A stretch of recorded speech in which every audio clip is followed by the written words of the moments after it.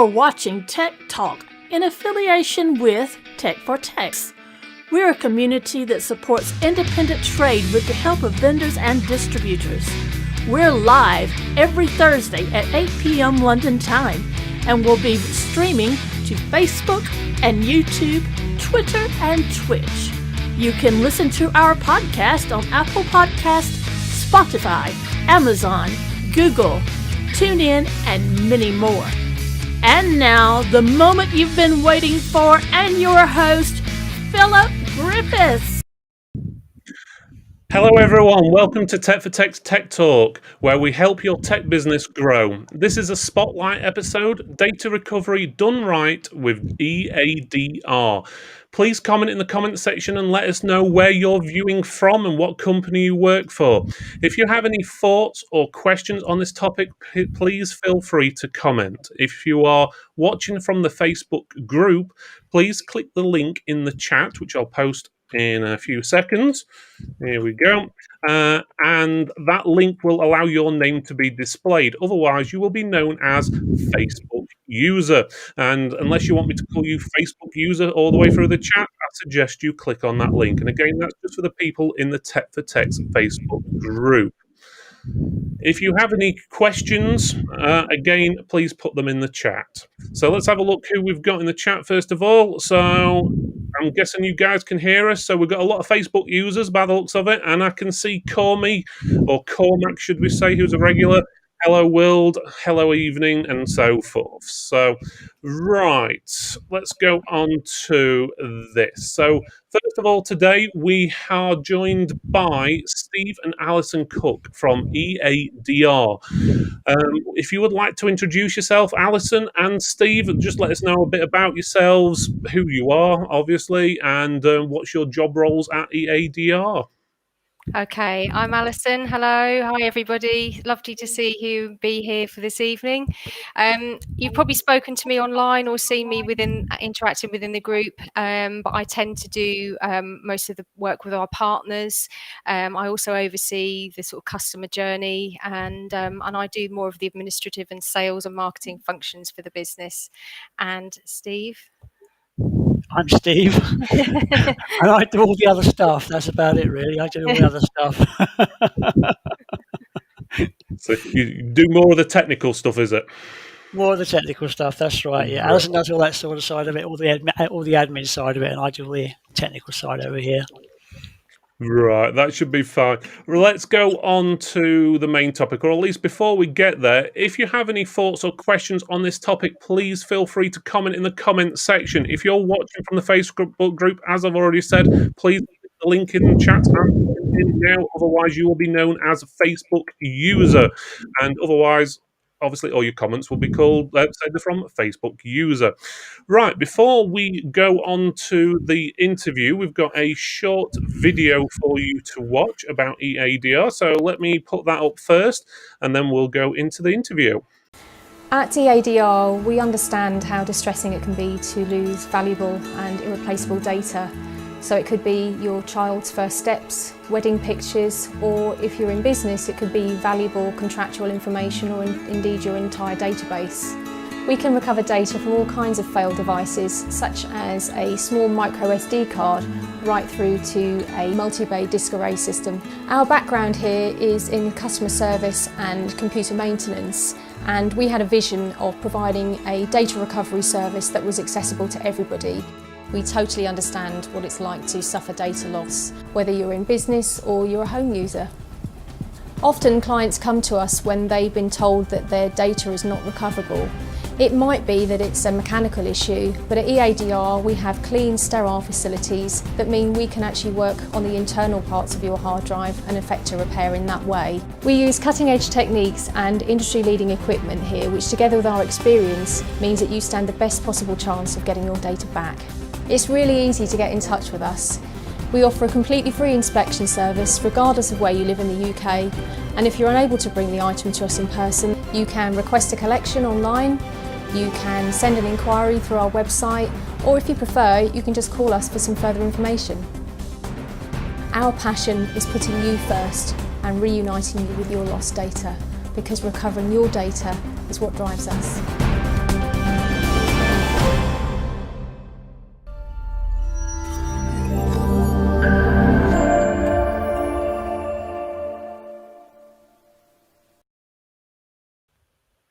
Okay, we're back. So I hope you all enjoyed that video. If you've got any questions about that video or any other topics regarding data recovery or whatever, feel free to send them through. I'm sure Stephen and Alison will be able to answer them for you. Let's just go quickly to the chat and see who we've got. Hi, Richard Creedy. Good evening to you. Hello to all the other Facebook users. Please click on that link again. Call Me says, hello, world. You Hello, got hello Cormac. from... Yeah. Hello, Cormac. He's a bit of a character, Cormac, isn't he? So we could have a whole show just talking about Cormac and chickens. I'm pretty sure of it. But there we go. Right, so we've got Paul saying evening as well. A Hello, few Paul. more Facebook users saying hi. You've got, let's have a look. Hello, You've William. got William as well from Computer Tech, and you've also got Ian here from Essex. He's also a regular on the show. Let's have a look who else we got. We've got Robert, who was on last week's show actually, and he's from Inverness Computers. He must be the furthest one away at the moment. Oh no, hang on, Cork. Well, there you go. Hope we well intro. Yes, I'm going to say the intro, what Jenny does is pretty good. I'm not sure how much she'll charge for it, though. I'm pretty sure she'll add a few zeros on the end if you want to. So we've also got Richard here as well from Great Computer Service. I always like that GR8. Great. That's always good. Again, for Facebook users, if your name's popping up as Facebook user, make sure you click that link in the chat I've put on there. That's just for the people in the Facebook group. And also, we've got Chris saying hi, Alison and Steve. Hello, Chris. Hi, Chris. You've got Jason saying hi as well. Hello. Miko as well. And Cormac's really looking forward to this show. I'm going to be going on forever saying hello to everyone. If I haven't said hello, James. well, hello. There's quite a few people watching tonight, so it should be fun. So let's go on to the interview or information about you guys. So let's start off with the history of EADR and how it all began. So where did you guys start? Oh, that's a long one, I think, to be honest. It's quite a long one. Years ago now, it seems like a lifetime ago, 92, maybe 93, I came out of a long-standing career in the motor industry, and because I'd been responsible for sort of computerizing the workshops and the estimating and the accounts for the company, it seemed a natural progression to go into computers. They interested me massively. Long story short, after being a mobile tech for about maybe sort of 3 or 4 years, I opened my first shop in Walthamstow, East London, E17, no less.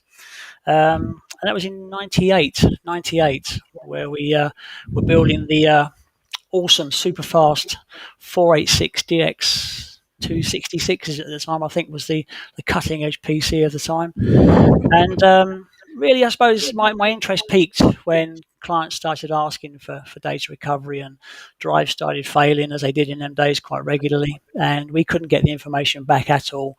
And the only option was to send it to another company.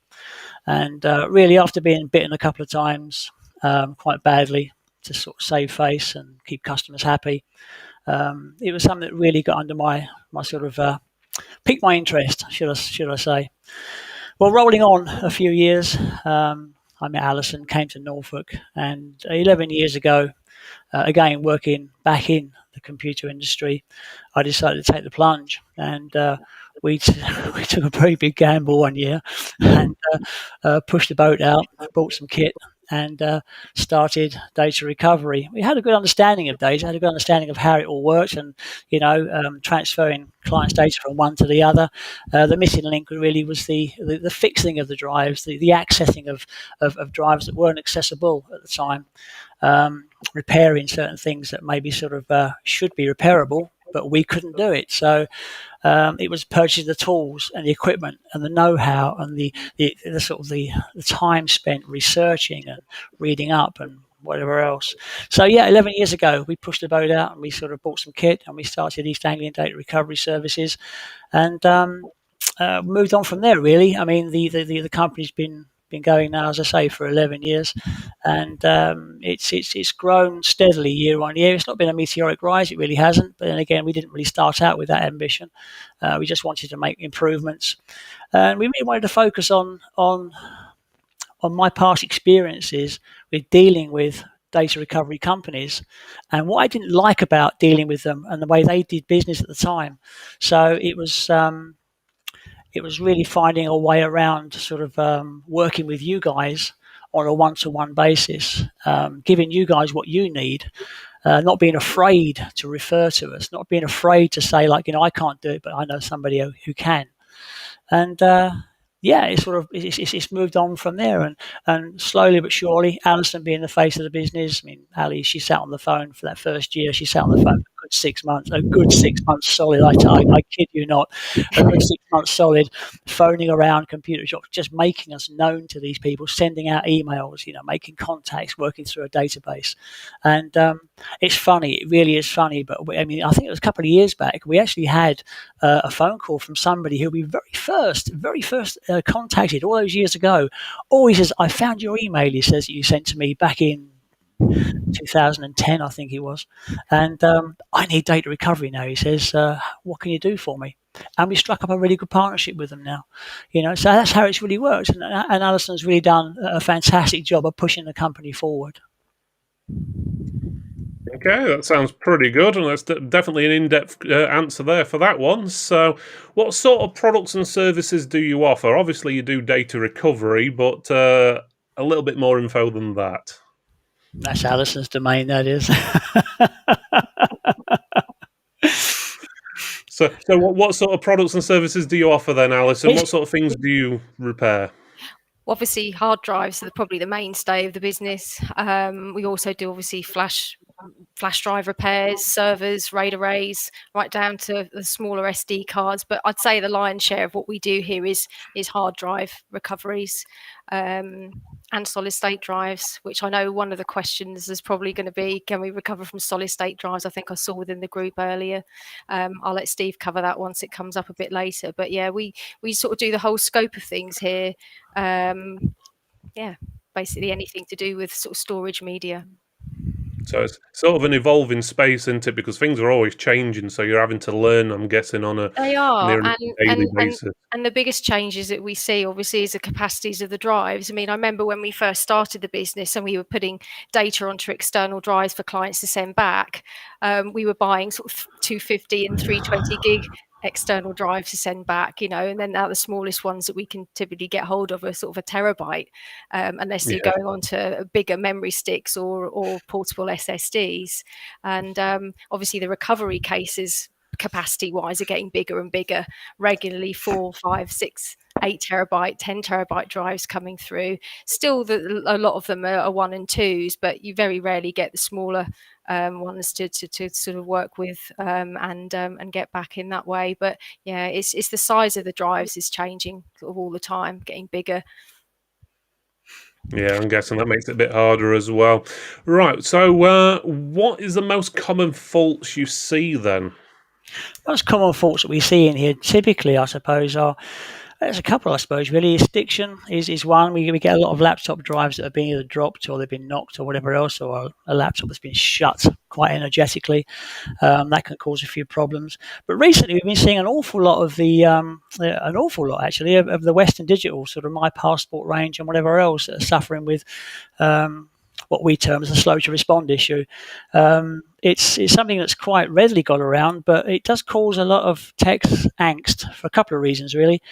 I suppose they do tend to make a bit of a funny noise when they sort of go. It's a bit of a strange noise.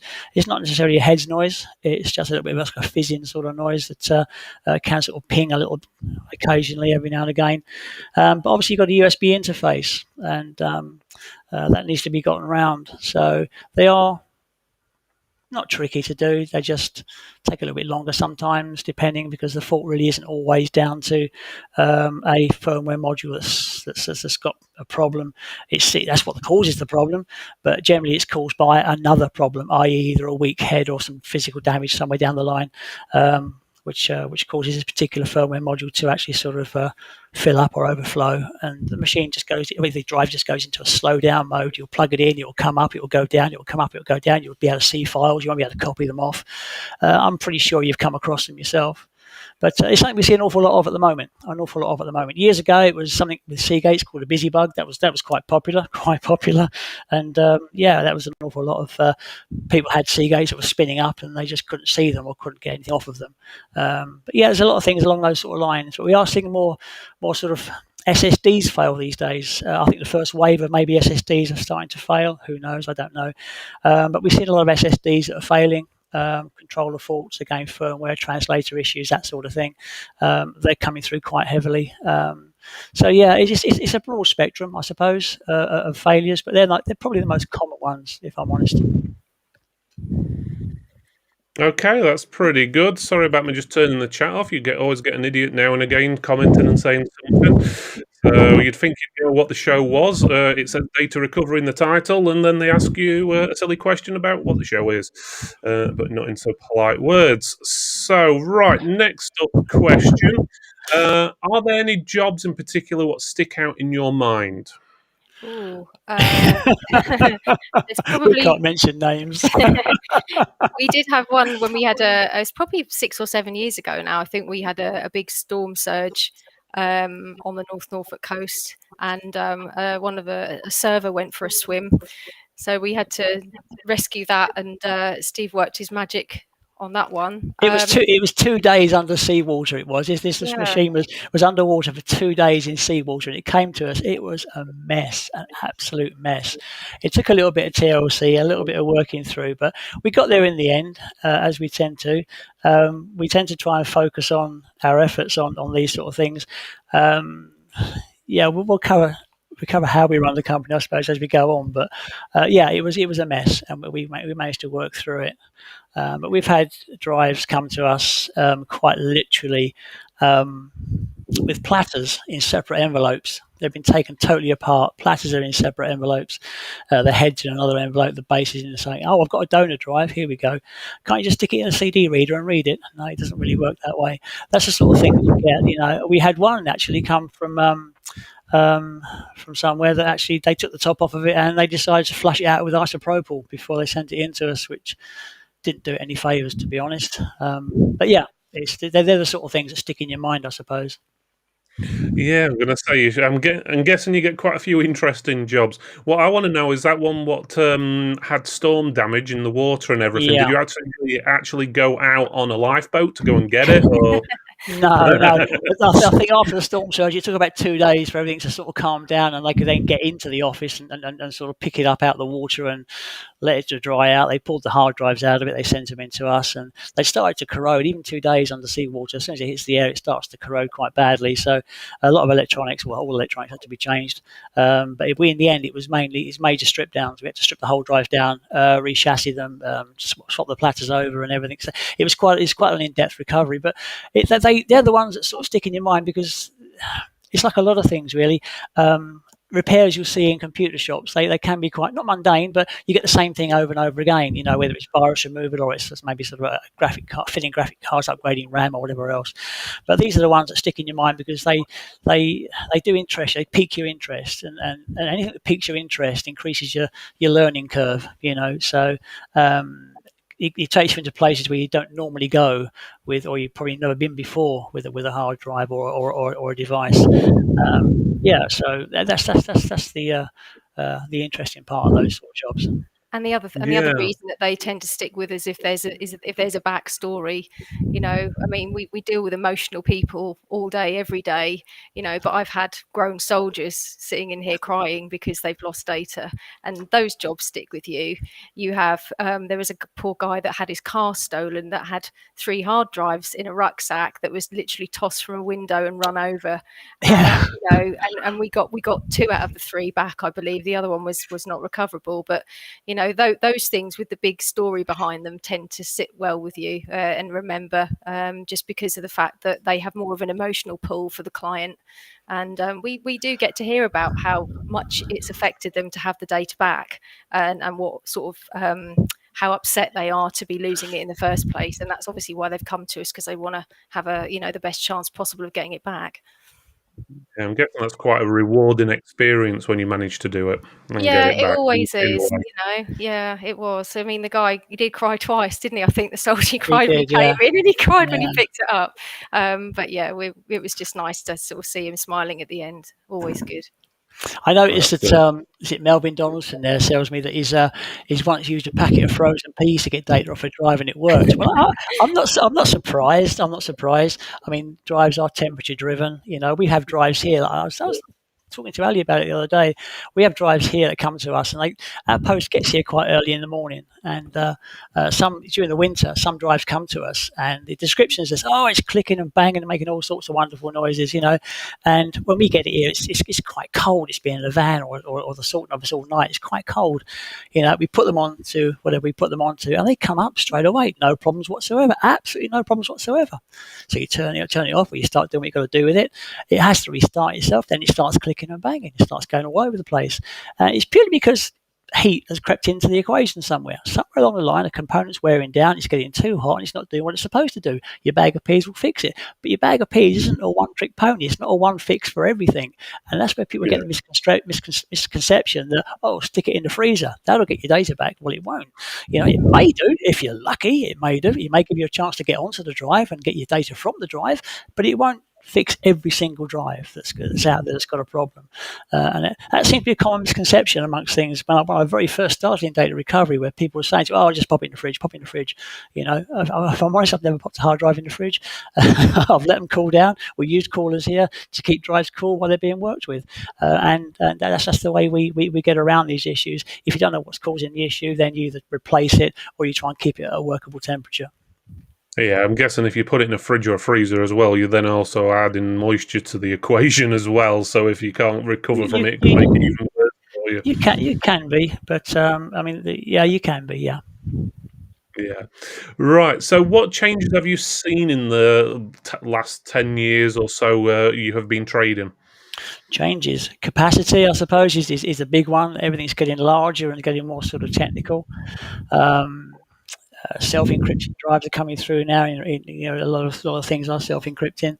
SMR, we're seeing a lot of SMR drives, shingle magnetic reading drives. They're coming through now, and they're quite difficult to get through dual translators and that sort of. They're quite difficult to get around. Or they can be quite difficult to get around, depending on what the failure is. Helium filled drives, again, we get a lot of drives come through 8 terabytes, 10 terabytes and plus, which are helium filled, and there really isn't much of a solution available for those. We can't really work with those as well as we can do with the standard hard drives, purely because tooling and whatever else, you're waiting for things to catch up. I mean, some people out there may have workarounds for it. I don't know, but we tend to stick with the tooling. We stick with the R&D that our tooling providers do. We find it really works for us. If I'm honest, it does work for us. You provide feedback both ways, and it helps them develop things, and it helps you get a happy customer at the end of the day, hopefully. So, yeah, they're the main changes we've seen, as well as the SSDs. SSDs are coming in with a force. Now prices are coming down on SSDs. People are swapping out, but we do say to people that they're not fallible. They're not infallible. They do fail. We see quite a lot of SSDs that have issues,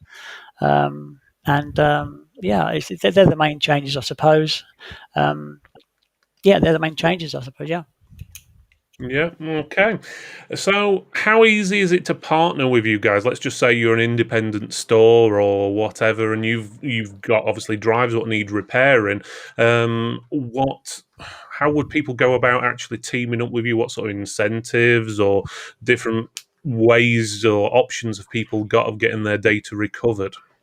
Well, it depends how they prefer to work as a business. I mean, we offer a couple of options really, and it's easy for us if we know at the outset which way you want to go.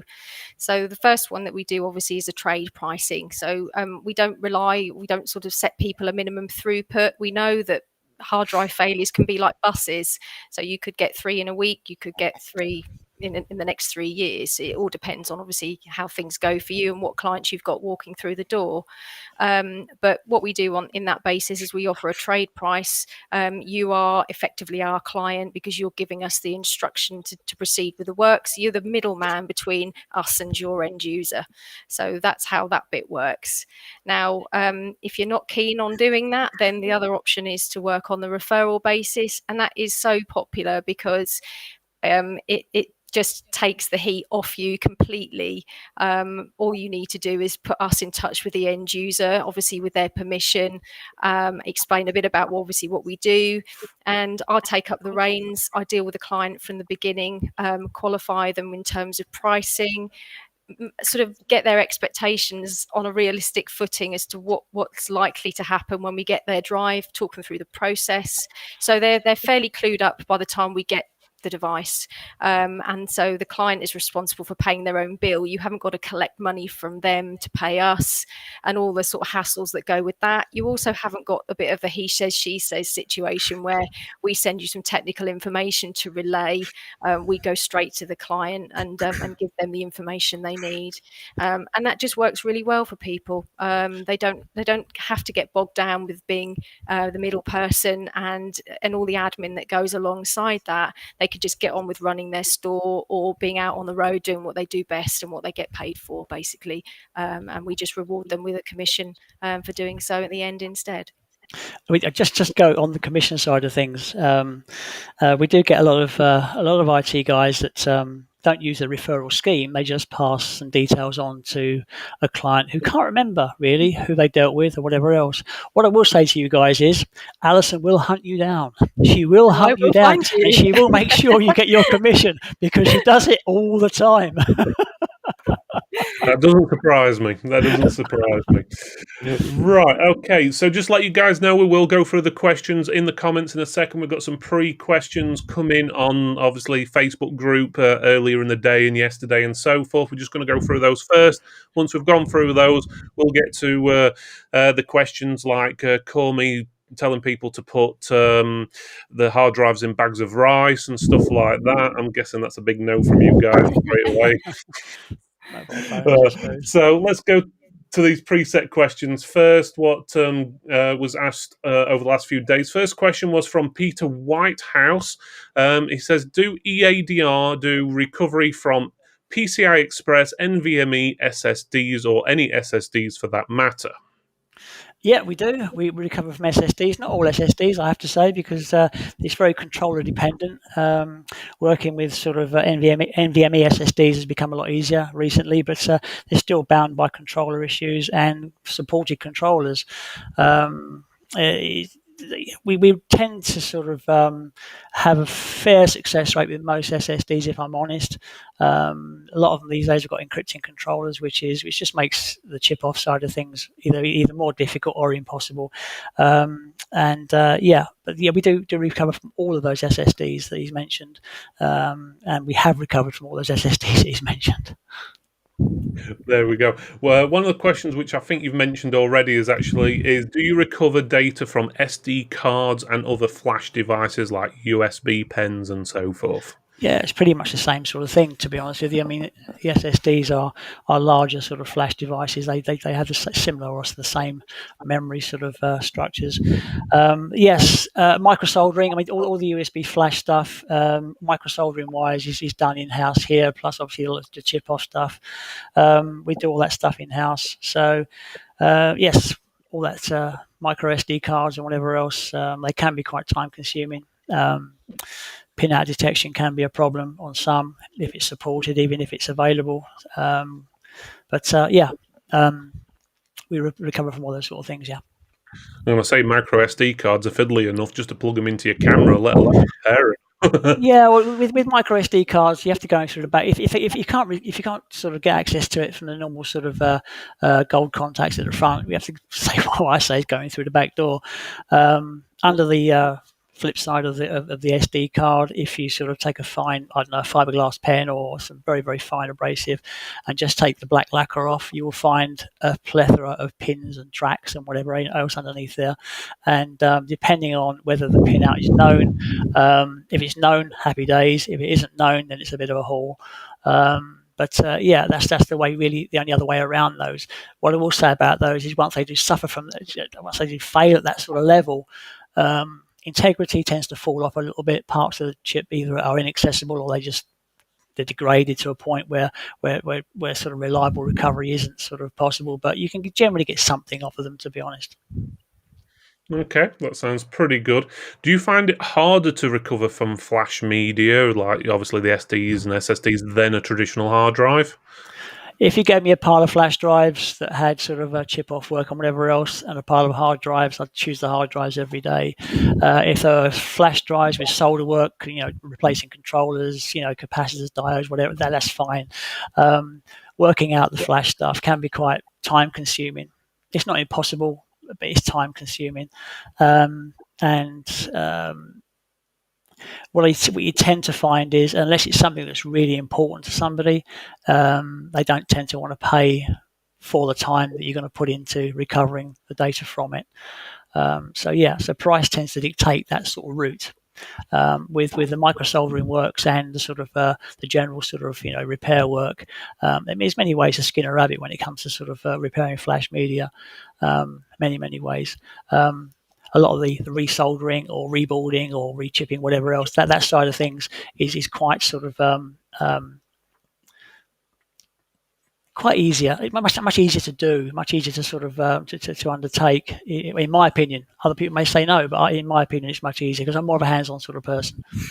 But that's that one, I suppose. Yeah, I think that answers that one.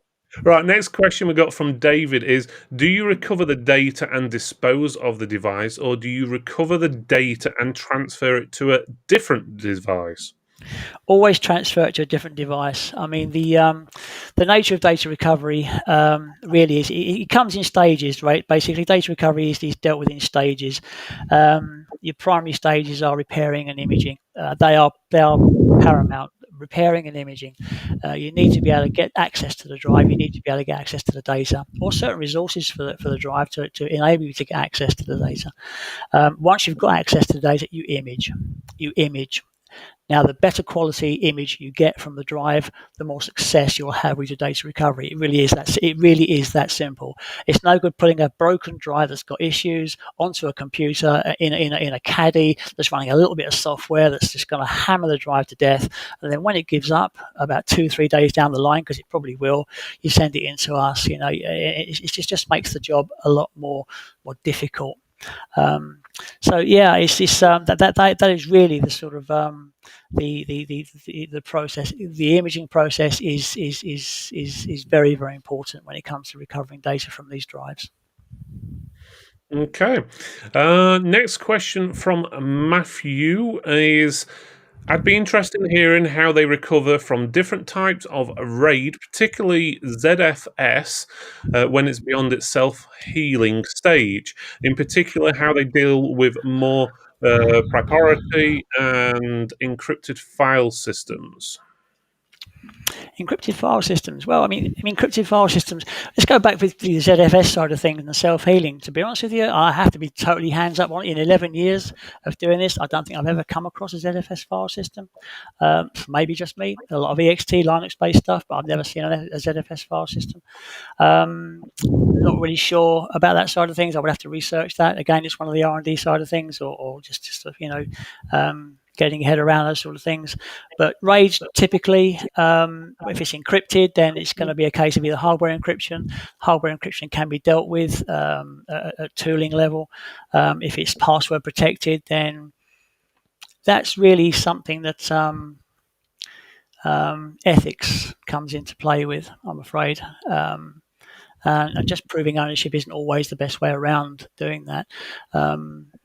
That's something that really is with ourselves. It's a bone of contention in a sense. We don't break into BitLocker. It's possible, but we don't break into BitLocker for people. Apple file systems is a different ball of game, Kettlefish altogether. TrueCrypt, again, it can be cracked, it can be got around, but we don't, purely because there's ethics involved. 9 times out of 10, people want access to this stuff for legal reasons. And if you need it for legal reasons, we would tend to funnel those people towards a forensic sort of specialist. We don't do forensics here. We'll knit together a few Word documents or an Excel spreadsheet or whatever else, or carve together as they call it. But we don't tend to get involved in forensics where it's sort of, audit tracking and tracing movements on the internet and stuff like that. There are people that specialize in that sort of thing. There are people that can prepare cases for court. It's very time consuming. We don't get involved in that. Our stock in trade here is recovery from damaged and failing drives and devices. That's what we do. When it gets down to sort of cracking encryption or sort of getting around some sort of crypto locker or whatever else, there is a lot of stuff that can do it, but we don't get that involved with it, I'm afraid. Okay, well, that's good. So let's have a look. Next question is from Kevin Price. We've pretty much answered that one already, but if you just want to go over the referral scheme, how it works again, Alison or Steve? Yeah, sure. So with referrals, you really, all you need to do, obviously, if you have a client that's interested in exploring even the possibility of getting data back, all you need to do is just put them in touch with us. And the best way to do that is to fill in a referral form. We've got a special page on the website with a dedicated form to do that. As soon as you hit that submit button, it comes through to us on email here. It's picked up and dealt with usually within 30 minutes, if not faster. And I phone the client and just explain that you've put us in touch and why. And I just get them to talk to me. They tell me what's wrong. They tell me what's happened, what they're looking to achieve. And I'll go through some realistic pricing with them, because it's absolutely, we just don't work on the way that we tell people a cheap price just to get them to send it in. It's just wastes everybody's time. So we're fairly transparent about how the fees are likely to go.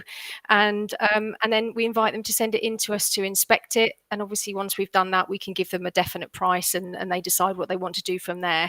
So the referral basis just means that we deal with the client directly, rather than you having to relay information from us to you to them, and then potentially confuse things somewhere along the line. We just go straight to the end user, and they're responsible for their own billing and agreeing their own quotations and things like that. Okay. Next question was, I currently have a drive from a laptop that I'm repairing, but the drive keeps clicking. Should I repair it myself or send it straight to someone like yourselves? I think you know the answer to that one, to be honest. Yeah. I think I know the answer, but I think it's one of those things is a lot of people with text, we're always telling customers it's best if they take it straight to the computer repair shop and get it repaired than trying to repair it themselves. And I think that should be the same answer for... Yeah, I once back in the day when I was repairing PCs, I sold a PC to a chap and he brought it back because it wasn't working. Apparently, he said, "I've not touched it." I took the side off and there was a big yellow Duplo block inside the drive. Somebody had put this in the drive at some point, and we get this inside the PC. We get this with hard drives. I took the screws off. I didn't take the lid off. And you've opened it up, and it's got cat hairs in it. It's got half his breakfast in there, So that's really what happens down that road. If you're not equipped to do the job properly, then don't do it. If you value what's on the drive and you need it back really desperately, don't get involved with it. Get somebody that knows what they're doing to do it. I'm not saying us. I'm not saying send it to us. I'm saying send it to somebody that knows what they're doing. There's plenty of us around. I think. We are a few and far between band of sort of good guys, professionals, I suppose. There's some good local guys around. I've seen Sean up here. He's come and said hello. There's got Mike down the road. There's lots of us around that do take pride in what we do, and we do the job properly. We won't rip your arms and legs off. We won't really sort of run you down the road and see how much you've got in the bank.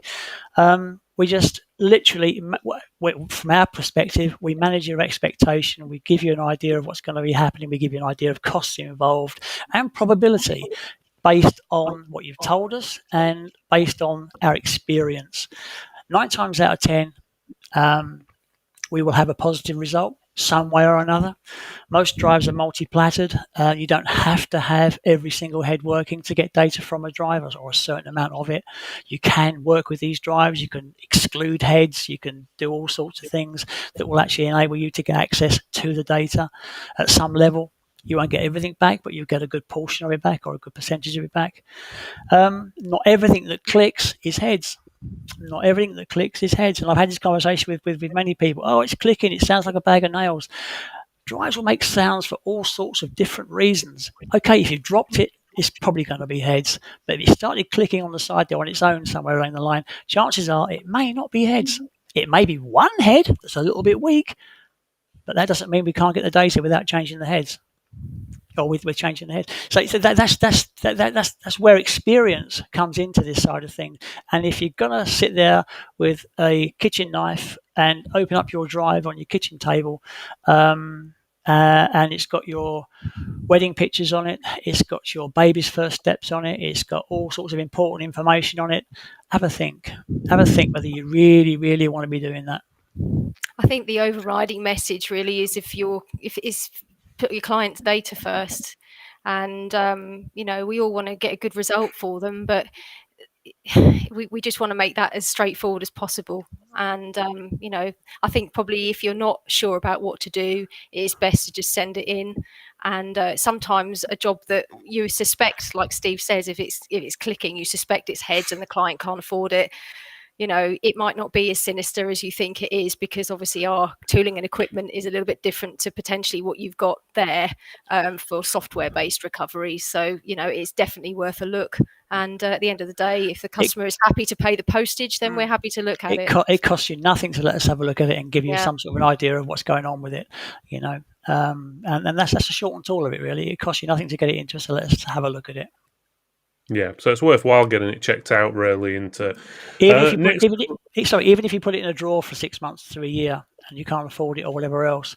I mean, Alison will probably explain that we do actually offer something which probably we haven't seen it with other data recovery companies. But I don't look. Alison looks. I don't. We do offer an instalment plan for people that are on a tight budget. They want this stuff back. They want it back, relatively quickly, but they're prepared to wait maybe 2 or 3 months. So we'll spread an invoice quite evenly over a 3-month period for customers. It's a bit more admin for Alison, it's a bit more chasing for us, but it helps the customer get their data back, and it helps us get a job, I suppose, in the pipeline. We'd much rather wait 3 months or get paid in stage than we would to the client to just say, no, I don't want it done altogether.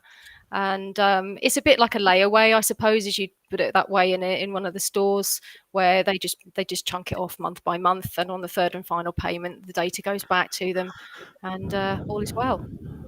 Yeah, that sounds pretty good idea, actually, that does. And just a quick one.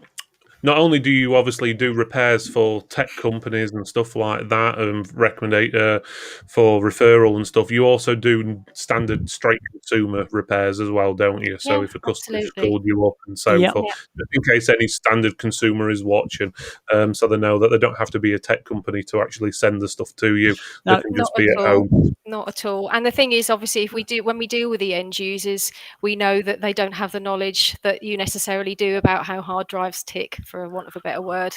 So we walk them through it, handhold them through the whole process, and we just try and make it as just smooth as possible for whoever works with us. That sounds pretty good. Right. If anyone has got any questions, put them in the comments section. I'm going to be going through the main questions, what everyone's been commenting now, as quick as I can. We've got quite a few in here, so just bear with me on this one. So let's have a look. So first of all, they're saying that they like your marketing video, Alison. Oh gosh, back in the day when you could get a haircut. I must admit, it was a good marketing video, to be honest with you. It tells everyone what they need to do. It's on your main page on your website, easy for people to find. That's a hint for everyone who's got a business here. They need to make it clear on the website what they do, and having a picture of yourself or a video of yourself is a good selling thing, because people tend to know who you are before they're actually dealing with you. That gives them that more of a personal touch and so forth. It's funny, actually, when we do get end users that ring us, they will actually ask for one of us by name because I saw your video or I saw your picture on the About Us page of the website. So you said the same about yourself and Jenny, didn't you? That people know who you are before they've even made contact, and once they get in, they just the face to the voice, and it all tends to flow quite well. That's it. And obviously, if you're going to have a picture of yourselves on there, make sure it's a fairly decent one. Not one where you're in the workshop, you've got pizza boxes behind you and stuff like that. So, but I have seen them in the past. So, again, everyone who joins Tech for Techs, they all leave their website address, and I get to see everyone's website address before they join. And sorry, guys, some of you have got awful websites. I could do with a little bit improvement on there. It's not the best impression, some of them. Right, let's have a look. So going through here, so we've got hi James from 19 Computing. Hello, James. Hi, James. Down in Portsmouth. You've got Mark saying hi. Hello. Hey, Mark. Hey, Mark. You got one comment from Facebook user saying that was when hard drives were reliable. I'm guessing that was when you first started. Back in the 90s. Probably or in the 90s, possibly. So you got a few more people saying hi. So hi, Mark, Melvin, David, Hello, Facebook user, Sean, and so forth. Let's get past all the hellos. Right. Oh, okay. This is an interesting one. So, Facebook user, what brand do you get the most of? I'm guessing which brand do you have to repair the most? It's a bit of a misnomer, really, I suppose. I mean, we do get the most hard drives we get are typically Western Digital and Seagate. That's the most. It runs in waves, though, to be honest.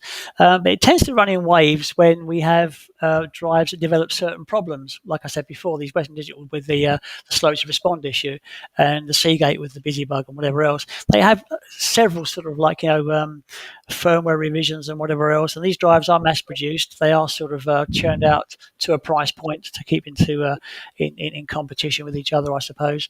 And we do see sort of some mornings I'll book stuff in here, and I'll have literally 5 or 6, 7 Western Digitals, and maybe up 2 or 3 Seagates, a Hitachi, a Toshiba, very few Fujitsus. But yeah, Seagate and Western Digital are probably the most we see. But that's not to say that they're bad drives. That's not to say that they fail often. It isn't. It's purely because they're the most predominant players in the market. Western Digital and Seagate have bought up all of the small players. Your Mac stores, your Samsungs, your Fujitsus, your sort of Toshibas, your Hitachis. They've bought them all up over the years. They've all been focused into Seagate and sort of Western Digital. I can remember sort of, fitting Connor hard drives years and years ago, sucked up by Seagate, God knows how many eons ago, So they've bought up all the smaller hard drive manufacturers or companies and just been sort of pushed into these two big behemoth of hard drive manufacturers. So they are predominant in the market, and we do see a lot of them purely because of that fact. Yeah, I can understand that. It's a bit like we see more HP laptops than anything. It's probably because there's more HP laptops around than anything. But again, they are not very good anyway, HP laptops, or at least consumer ones. Sorry if anyone from HP is watching, but business line, yeah, they're all right. But consumer, I find they fall to pieces. Right, so next question from Raheem. Would you recommend buying Rapid Spa if you mainly work on phones but get odd drives in for recovery? And he finds that cheap SSDs fail very often. This goes back to what I was saying earlier about imaging. Now, Rapid Spa, not used it. I don't have a Rapid Spa. We have DDI. We have other tools here to do it. Don't use DDI as much as I should, to be honest. But Rapid Spa, if you're a computer shop and you want to sort of get more involved with data recovery, you want to start doing it right. I was saying earlier on about imaging, how important it is to image, how important it is to basically get that initial sort of image and not punish the drive too hard. Rapid Spa will allow you to not punish the drive so hard. You can set it up so if it hits a problem, it will skip so many sectors. You can adjust timeouts, you can adjust read directions, all these sort of little things that go to help you grab an image. Now, On your first pass, you may want to set things nice and low, so you're going to hit all the low hanging fruit, all the stuff that's easy to get hold of, all the sectors that are very easy to get hold of. You want to hit those. It will skip across the damage. It will skip across everything. It won't stop. It won't hang. It will just skip across all the damage. On your second pass, you can then focus on the damage. You can up your settings a little bit, and when you get to the point where it's really sticky, you can hammer it. You can really hammer it because you know you've got a good 90% of the data in the bank. It's on your target drive. It's sitting there waiting to be read and reconstructed. You're now working on those sectors that are really difficult to get around and difficult to crack. So Rapid Spa for a small computer shop, or even a chain of computer shops, if you want to get serious about data recovery and you want to improve your results for this sort of stuff, it's an ideal tool for you. It really is. That's a pretty good answer to that. And Peter sort of replied to that as well. He says he loves his, but all the pop, click and word jobs go straight to you guys for repair. He won't deal with pop, click and word jobs. I don't think anyway. So yeah, it's one of those things. Is obviously if you want to have a play with it, fine. But if it's really important data, it's always best to send them off to someone who knows what they're doing. Always put the customer first. Don't put your price before the customer. If you're serious about staying in business, you're serious about pleasing a customer, and there's no shame in saying, "Listen, I can't really do this. I'm not really geared up to this, but I know somebody that can." There's no shame in that at all because you're putting their interest first before the pound sign. We do get drives that we know have been really sort of I don't know, hammered, I suppose, to death, and chances of recovery is very slim after that. In a typical imaging process going through Windows, you're likely to probably get one pass at it because you can't go back and focus on areas of the drive. It's very difficult to. You probably can if you know where they are, and you've got a log which tells you where the skips are and everything else. You can probably go back and just focus on those areas of the drive if you wanted to. But it's very hard to piece an image together properly without the correct tool and without the correct sort of equipment at your disposal. If you're going to use a bit of imaging software and an IDE CADI, or sorry, a SASA CADI or something like that, to create your image or your first working image, then it's not going to work for you if the drive is failing. Dare I say it? Some people are saying to me, "What's an image?" I should think. Some people don't even think about making an image first. It should be your priority. It should be. You never ever want to work with the original on a recovery phase. You really want to image that drive, get all the available data sectors from that drive onto a target drive where you can then run your software over it, run whatever you want over it to try and reconstruct that information. Yeah, most people wouldn't think of that, and that's why you guys are probably the best place to send it to if you are having an issue. So next up, we've got, it's Cormac again. He says, the great thing I found when I send drives to Steve and Alison is the communication they have with the customers and a lot of people. I send left them 5-star reviews, which make Crosshaven Computers and Call Me look good. There's a self-plug there, Cormac? He loves the commission. Yeah, he's in for the commission there. I think he's wanting a gift or something sending over after the show, by the sounds of it. Right, here we go. So we've got Melvin. Once use a packet of frozen peas to get data. Yeah, I think we saw that a few months ago. Covered that one. Put that one with the rice one. True. So let's have a look. Facebook user, I'm not sure who that is from, but it says you're very compassionate, Alison, so I can see that being a plus customer-wise, so that's nice. So seems like a lot of people do use you guys, and, well, from what I'm seeing, we're getting a lot of people who like you guys as well, so they're both going well together. We've got Ben, who's also another regular on the show. He likes his retro stuff. Always nice to chat with Alison. We'll always recommend EADR where I can. Thank you, Ben. Yes, call me. We know about your rice. Let me guess, he's going to feed that rice to his chicken afterwards or something Chicken like that. rice. But, yeah. So Melvin's saying one of the most professional companies that I've worked with. I don't think the question's coming in. It's all praise for you guys. Which is always good. Let's have a look. So Richard says, I've got a ban Cormac for the rice comment. probably have do. So, right, here's a proper question coming in from Ben. What's the oldest, smallest drive you ever recovered data off of, and which brand do you see the most failures on? Okay, we've already mentioned the brands bit, but what's the smallest, oldest drive? It's funny, the oldest and smallest tend to be the most expensive. There's a few reasons for that, I suppose. They tend to be more scarce for repair parts. I think the smallest one we've had to repair from was a 20 megabyte drive at Seagate, 20 megabyte Seagate some time ago. Now that was quite an interesting job in the sense that it was in a computer. That was in a factory that manufactured bells. I think it was bells or doorbells or something like that. And it was on the production line, and it just run this routine which tested the bell. That was all it was. It just tested the bell.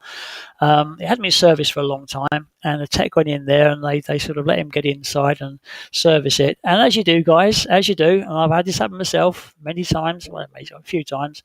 The last thing you want to do to a machine that's been running for 20 odd years is turn it off, because sure as eggs, it's not going to come back on again. And this guy, he turned it off and he didn't come back on again, so he panicked. And long story short, he called the power supply caused a problem with the PCB.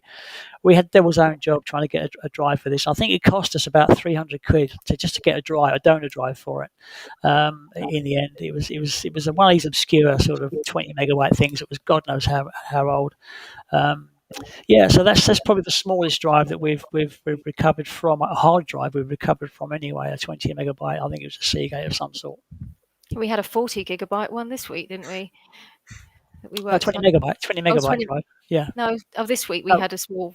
The smallest one was 20 megabytes. Yeah. Yeah, so there we go. Right, a question for you, because I know Ben loves them. Have you ever done any data recovery on anything like an Amiga? No. Long story short, no.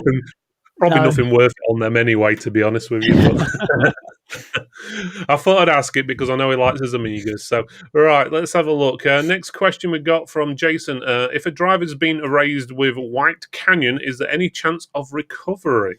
Shouldn't be, no. They shouldn't be. And depending on how it's been erased, but what level they've used, no, it shouldn't be recoverable at all, to be honest with you. White Canyon is obviously one of these sanitizing pieces of software which is designed to sanitize a hard drive. So it will sort of it'll wipe every sector, and it'll overwrite every sector, or whatever it's told to do, it will do it to a certain standard, whether it be NDIS, DOD, or whatever else. It will do it to that standard, and it shouldn't be recoverable at all. No. So in basics, as long as the person using it knew how they were using it, then it should be wiped. Well, yeah, I mean, I think really any erase setting with using some software like that will destroy the data. Even a single pass zero fill will destroy the data. You may be able to analyse it and get some data from what they call slack space, but I would have thought so. Every sector is going to be zero filled, and that is it. Okay, that's pretty easy answer there for you. So what's the typical cost for the end user to recover data from a faulty mechanical drive? I'm guessing this is quite a big question, really. It could be anywhere, so I'll let you answer that one. It's one of those open-ended questions, really, to be honest with you. It depends on a lot of factors. It depends on the type of failure. It does tend to sort of depend on the problem with the drive. It may have some physical damage inside, which needs to be sort of worked around or babysat. So all those sort of things will factor into the price. There's no one size fits all price for a mechanically failed drive, a firmware drive, or an electronically a failed drive. They do have all sort of different parameters which eventually would dictate the price that's charged at the end of the day, which is why we tend to work more on a consultative basis rather than just a one size fits all basis. You can stack them high and sell them cheap. You can say, you do data recovery for, I don't know, 120, 150, 160 quid all in, no recovery, no fee. But it's surprising how many people that charge those prices have got a plan B should things go a little bit not as they expect them to go. No real fixed price on that. There's a ballpark figure Alison will probably go higher, unless Alison wants to talk about that. I don't know, but there we do have sort of the ballpark figures where it will come within a certain figure, but that's really down to quotation stage. And quotations from ourselves, we never ever revisit a quotation. We'll never sort of come back to you and say, well, I've made a bit of a clanger here. I've got to do this now. I've got to do that now. If I can't quote it properly in the first place, I shouldn't be quoting it at all. And that's the way I see it. That's the way we see it. And sometimes, we all make mistakes. Sometimes I've quoted for firmware-based repairs, and we've had to put a set of heads in. I'm pretty sure a lot of people that have done data recovery and maybe looking at this know exactly what I'm saying. But we've never gone back to the customer and said, well, it's turned into a head change. It's going to cost you another 150, 200 quid or whatever else. We've never done it. I would never do that to a customer. That's pretty good, that is. So, right, next is from Dean Wood. He says, top service office here. Well done, guys. Never let our customers Thank you, Dean. down. So, another happy customer. Not sure what comment that was related to, but go, Mrs. C. Mrs. C, go. I'm not sure who that's from. Again, if you need I to... know. Yeah, if you need to basically chat, make sure you click that link in the Tech for Tech's Facebook group, what says chat.restream.io/Facebook, or FB, should I say. That will allow your name to be displayed. Right, let's have a look. Mark says, we work on referral basis, works best for us and as for our customers. So that's pretty straightforward. So let's have a look. We've had 100% with all our data recoveries jobs done, sent to EADR, fast turnaround and great service. Customers sometimes cannot fathom how it costs hundreds to get data from a £40 hard drive. Wow, I think it's one of those things that sometimes it's always, a lot of times it's cheaper to buy new than actually get stuff repaired or recovered or whatever. But it's the amount of time you spend on them, I'm guessing. How long do you say you'd spend on an average drive? It's hard to say, really, I suppose, because we have several machines here that are working pretty much 24/7. So I tend to fly between them in the sense of once it goes onto the machine and we get all the little sort of niggly bits ironed out, should I say, it tends to sort of sit there on its own. Now, I have had jobs sit on a machine for quite some time, to get a positive result. But some jobs can take you a couple of hours. So it depends on the capacity of the drive and how long it takes to image and whatever else and process. Some jobs can be very quick. Some jobs can be quite long. In those instances, I wouldn't like to say it swings and roundabouts because it's a horrible term to use. But yeah, they go on, and generally, I say maybe a 1 terabyte sort of drive with a firmware repair, we would turn that around certainly within inside of 24 hours. Okay, let's have a look. We've got a question from Kunal. He says, can drives affected with ransomware have data recovered? Depends what ransomware it is, I suppose. As I said before, we never really got involved with ransomware. I do know a lot of data recoveries do get involved with it. I myself have never really got involved with it. I've never really sort of seen the attraction of getting involved with that side of things and sitting there for hours in front of a computer just trying to sort of run either whatever over it. I don't know. Depends what ransomware it's had on it. I do believe some ransomware doesn't really delete the information. It may alter it some way in the master file tables or whatever else, but it doesn't necessarily delete it. So it can be recovered of sorts. There are several fixes and workarounds on the internet that you can download to reverse some of this if you can identify which variant has been used. But typically, I would say most of these ones that have affected your machine in a blink of an eye can generally be recovered if you go the right way about it. Okay. Right. Here's another question about length of time. What's the longest time you've spent on recovering a drive? Just over 12 months. Wow. Just over 12 months. It wasn't 12 months solid, and it was in the early days when we only had a couple of machines that were working and churning things out. But it was a drive that was, no matter what I did to it, it just didn't want to read very quickly, and we had to settle really for it just reading very, very slowly. Even our tool providers couldn't provide a fix for it. They just said you've got to sit on it and just nurse made it. So we did, and it took us just over 12 months of working with this drive to get again a positive outcome for the client. And this is the thing with ourselves, and I hate saying this with ourselves because it sounds like we're sort of so, we I know what it'd be like if I lost information that was precious to me. And I put myself in that situation with our clients, and I try to do as much as I can to get this information back, to the point where we'll put numerous sets of heads in over and above, what we've allocated for the job, just to get a positive result. We have had jobs which, 3 or 4 sets of heads in, you managed to get them to read properly. You found a set of heads that really works for you, and it goes in, bang, and you're on it. Some you're changing heads pretty much for every platter surface, so you may be able to get platter 1 back or platter 0 back at 2, 3 and 4, or just totally unreadable by this particular set of heads. You put another set of heads in, you're going to get another platter back, but the other ones are not quite reading quite well. And that's just the tail of the tape with data recovery. It really is the tail of the tape. A lot of people don't understand that. They just think you just I'll take one out of this, put it in that, turn it on, off you go. The question we get asked quite a lot is, if you repair my drive, can I do the data recovery myself? Well, not really.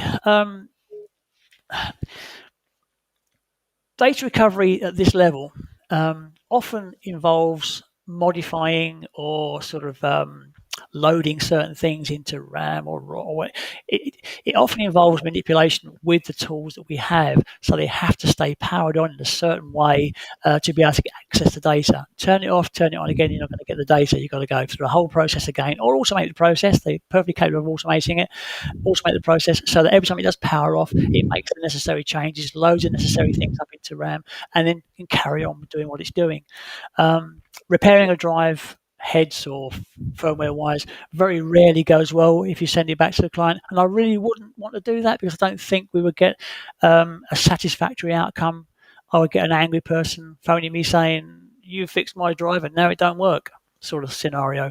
And I noticed a question come up earlier on regarding fixing drives, or do we sort of take the data off and place it onto something else. We always image the drive, put the recovery onto a new drive, a brand new drive with manufacturer's warranty, and then the old drive is either given back to the client or it's securely destroyed with certification for them. Okay, right, here's another one for you. Let's have it. Do you keep a copy of the recovered data locally for insurance in case the data is destroyed or lost in transit, I suppose? If you do, how long do you keep it before you destroy it? In all of our literature, we say that we keep a copy of our data on our server, with your permission, for 2 weeks. 2 weeks post the invoice date. So we'll invoice you and we'll finalise the case. It goes out via our courier and you receive it, you check it. It's safe here for 2 weeks. Now, everything goes out with leaflets and everything else that says, back up, back up, back up. Please, this is your only copy, back it up. There are a lot of people that don't. And we have had people in the past that come back to us, maybe sort of a week or so later, I've dropped it. Did you back it up? No, I haven't backed it up yet. So we can, luckily, reprocess the case for them and get it back out onto a new drive with a cost of a new drive or whatever else. Generally as a courtesy, to be honest with you. I know a lot of people will charge for it, and I do feel strongly about certain things. But no, generally it's a courtesy. And I think it goes a long way, to be honest with you. It does go a long way. A little bit of PR goes a long way. Yes, but we keep it on our service for a couple of weeks. At least 2 weeks. If you want it destroyed sooner or you want us to keep it a little bit longer, we can do that for you as well. Our ISO dictates maximum of a month, so we literally just 1 month the server's cleared down and everything sort of is zero set, and somebody else's data goes on. We have four servers that we put stuff onto, and they're used in rotation. So they'll just go click, click, click, click, click once about every month. Whatever goes on there, and it's just the way it works. So we clear one down while we're using the other one. Okay. Next comment was from Peter Whitehouse. Not in tonight. We'll check the recording later. Okay, so he's logged in to say he's not watching it, but he'll watch it later. Okay. Nice one, Peter. Few people laughing about the frozen peas. Let's have a look. So we've got one here. My experience with data recovery is do send it to you guys. You're the only data recovery company I've had constantly good experience with. Oh, thanks, Enda. So I'm guessing you've worked with her quite often by the sounds of it. So let's have a look. What's Richard saying here? I try and explain how hard disk drives work as a kind of a cross between a record and a magnetic tape. That's how Alison explains it. That's how Alison explains it. Needle on a record, isn't it, Ali? Yeah, I usually go record. But they can actually grasp that because they know what that means, and we'll have to explain to them that it's the parts inside are the bits that are, if it's dropped, you know what happens if you jump up and down next to a record player. Everything is going to be sort of messed around inside, and you might cause damage on the actual record itself or the platter surfaces. So it's quite a good analogy to use, really. I must admit, I've used that one a few times, to be honest with you. And instead of running at 33 and a third and 45 or 48, whatever speed it was, it runs at 7,200. You're showing your age now. Yeah. The catch is, if you give that analogy to anyone under probably the age of 30, they'll probably look at you a bit gone out because they won't know what a record is either. Yeah. But then again, they are making a bit of a comeback, I've seen. I must admit, I do deal with a couple of stores what deal with LPs and stuff like that. But right, let's go on. Okay, Richard's saying man needs updating, but finally got it working again. I'm not sure what that is. That was is his it your website, car? Is it his website? Is it his? Who knows? So we've got someone saying hi to you guys. Hello. Let's have a look. From Richard is saying we used to use Quantum Bigfoot hard drives. They were slow and horrible. I remember Quantum. I remember. I've got one out the back, actually. Have you? Yeah. I don't know. Let's have a look. This one's from Richard as well. When drives are marketed as surveillance drives, etc., and marketed as drives designed to run 24/7, is there really that much of a difference to the drive's internals that would make them more reliable? To be honest with you, I'm not really overly sure about that. I do know they don't read as fast as normal sort of drives. Normal drives you get in your PC or whatever else, they are very sluggish, but they're designed to run at a lower rate and obviously to stream rather than sort of caching all the time. So yeah, it's they are different. They are different. The WD purples, I think, are different. They probably don't look different as much inside, but then again, I'm not sure. I've actually opened up a WD purple, if I'm honest. Don't get so many surveillance drives in for recovery works like that. So no, I couldn't really say, to be honest, if they're different inside or not, but they certainly perform a lot differently than normal hard drives. Sounds pretty good. Let's have a look. So next up, we've got Richard. I did that after I wanted to not to. I have no idea what that is in relations to. So Ben's saying, "Go Phil." That was a great question. I think that's regarding the Amigas. It was the Amiga. Yeah, I'm pretty sure. Let's have a look. Jason, perfect. I use this to wipe drives before I send them off to you, Alison, for parts. That was the White Canyon question. Yeah. Yeah, that's the one. Let's have a look. We're starting to catch up now. I think we've got Sonia at Target Components. Plug for Target Components there. I've met Alison a few times at our open day, but never Steve. So it's nice to put your face on to a name, and thanks for the 20-year-old photos you recovered for my sister. You're very welcome. I'm going to try and get Steve to come along next time, Sonia.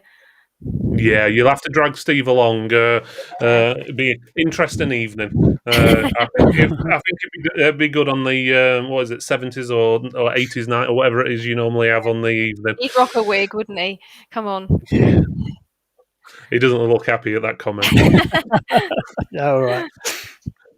There we go. So yeah, I must admit I do miss the open days, not just obviously Target's other ones as well. What around? It's been a strange year, let's put it that way. So right. So next up we've got Macaulay. I bet that failed Microsoft Surface I sent over you to is still lurking in the corner somewhere.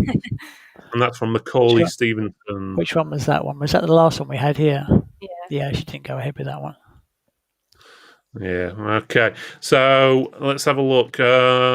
Melvin, anyone remember IBM Death Stars? They were dreadful. Desk Stars, officially Death known as. Stars. Yeah, Yeah. Death Stars. Well, not Death Stars. That's Star Wars, isn't it? They call them death. They call them Death Stars because they used to fail quite a lot. I think that if I remember rightly, I heard somewhere.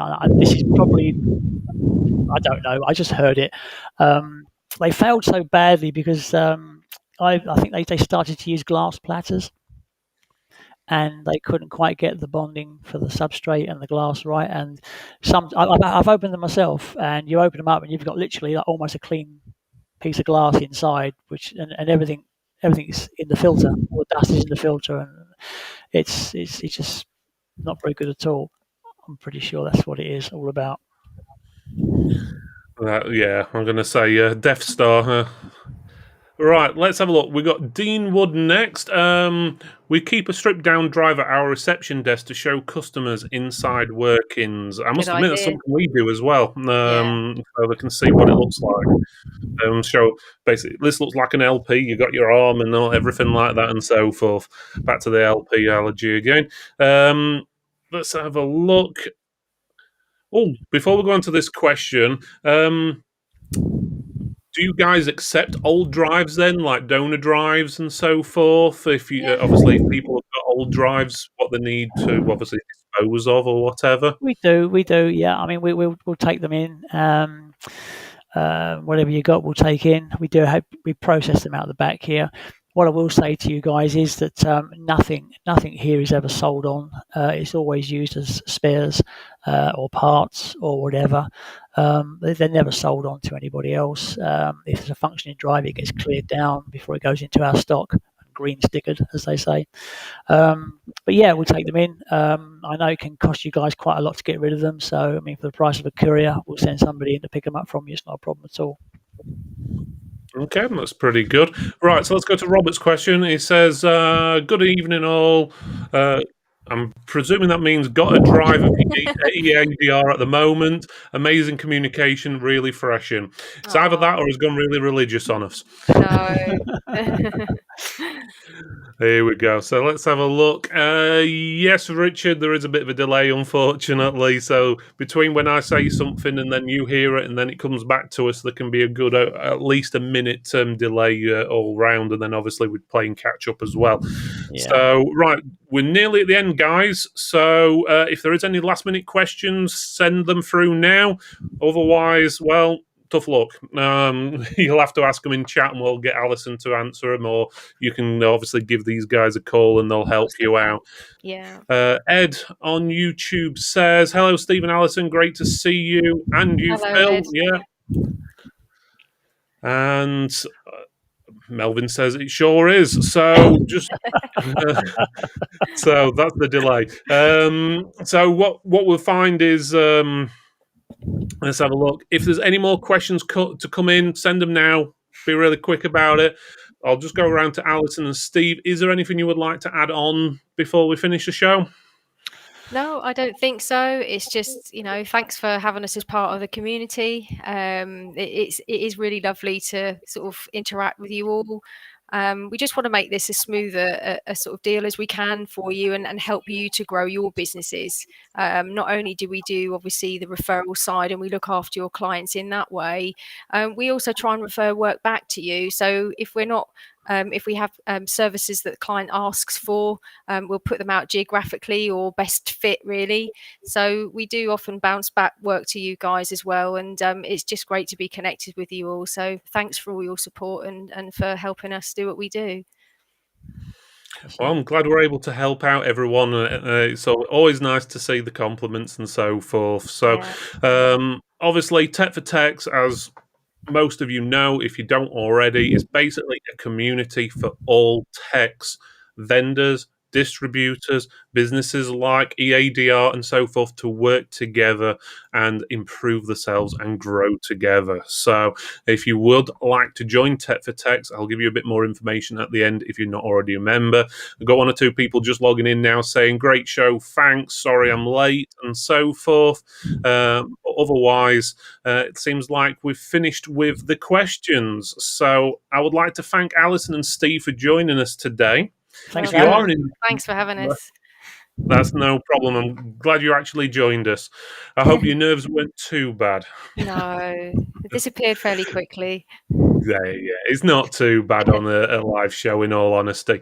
All right, okay. If anyone else as well is interested in joining us on a live show, whether it's been on a general topic or you want to show off your distribution or vendor or whatever business you are, feel free to let me know. Just comment in the comment section, send me a message. Our email's on here. You just, contact me. You know where to get me. If you can't find me, well, not much I can do about that one.